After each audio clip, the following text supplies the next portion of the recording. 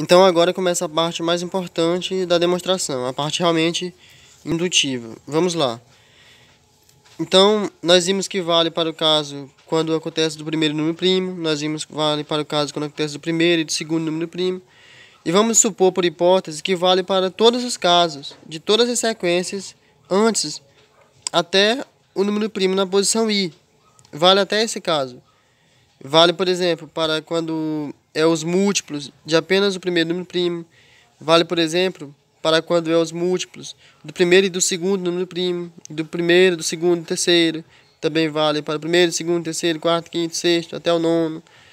De forma geral, vale para todo número primo menor ou igual ao número primo na posição i.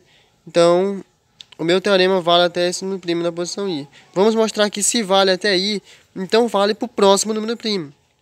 Então, vamos lá. Por hipótese, a maior sequência de números naturais consecutivos múltiplos dos primos P1, P2, P3 até o número primo da posição i tem exatamente a quantidade de termos equivalente ao próximo número primo na posição i mais 1, menos 2 unidades. Bem, então aqui nós temos a sequência.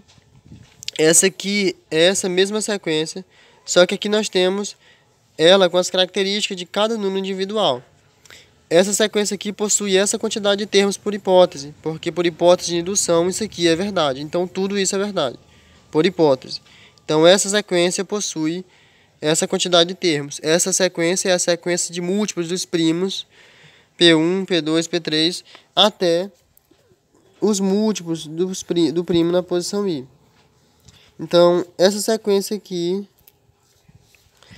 ela possui essa quantidade de termos, exatamente essa quantidade de termos, porque é a maior sequência desses números primos, do número primo P1 até o número primo na posição i. Bem, agora eu quero destacar outra característica importante.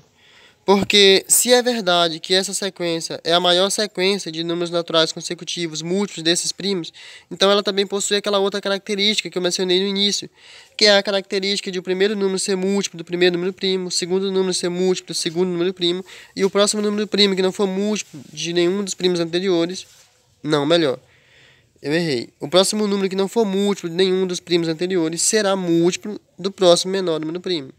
Repetindo, primeiro número é múltiplo do primeiro número primo, segundo número é múltiplo do segundo número primo, e o próximo número que não for múltiplo de nenhum dos primos anteriores é múltiplo do próximo menor número primo. É dessa forma que essa sequência está organizada. Por hipótese de indução, tudo isso é verdade.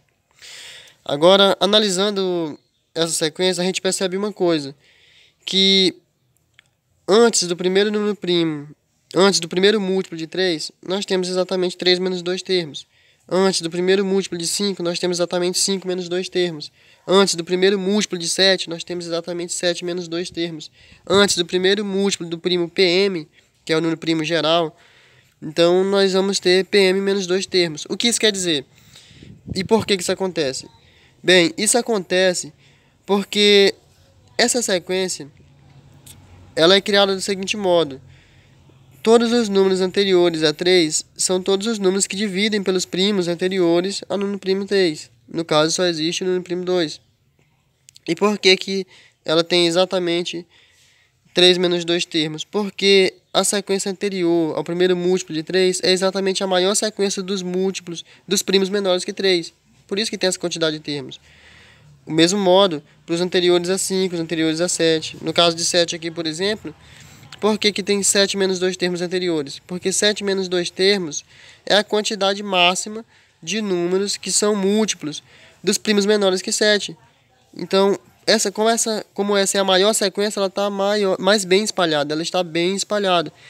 Então, antes de 7, eu tenho que ter a maior sequência de múltiplo dos outros números primos. E a maior sequência de múltiplo dos outros números primos menores que 7 tem exatamente essa quantidade de termos.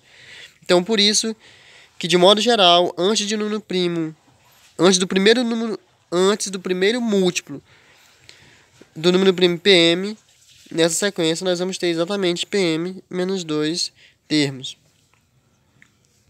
Agora, como isso vai me ajudar a provar que se vale até o número primo PI, vale também para o primo PI mais 1. Vamos lá. Bem, nós queremos provar que se isso aqui é verdade, vai ser verdade também para quando nós tivermos o próximo número primo, que é o número primo na posição i mais 1. Bem, vamos analisar qual é a distância mínima entre dois múltiplos do primo na posição i mais 1. Bem, se eu tenho o primo na posição i mais 1 vezes o número k e o primo na posição i mais 1 vezes o número k mais 1, eu tenho dois múltiplos de números consecutivos do número primo p na posição i mais 1. Desse modo, eu tenho exatamente esse número primo menos uma unidade de números entre esses dois múltiplos. Entre dois múltiplos do número primo na posição i mais 1 consecutivos, entre dois múltiplos desse número primo, eu vou ter a quantidade exata de esse número primo menos uma unidade de números entre dois múltiplos desse primo.